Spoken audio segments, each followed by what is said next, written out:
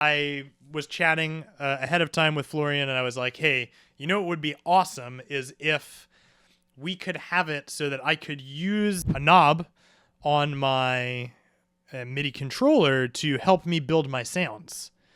And he was like, yeah, I think this is possible. And so we have this really cool thing here, which is if I mouse over a parameter that I want to adjust, I can then come here and move my controller and adjust these knobs. So I've got kind of, a low-level hardware feel using a software synth, which I love this.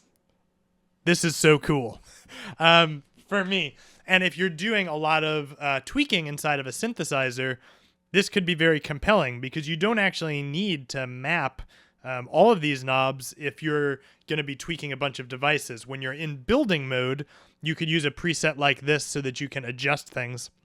And for this stream, my mouse and my controller are right next to each other just because of the layout. But you'd have your one hand on a mouse, your other hand on your controller, and you would be moving very quickly, which is quite powerful. So when you're building your rig, trying to tweak synths and presets, you pull up Bome MIDI Translator, you can twist these knobs, adjust things to your liking, and then when you perform in Gig Performer, you can have only the most important controls.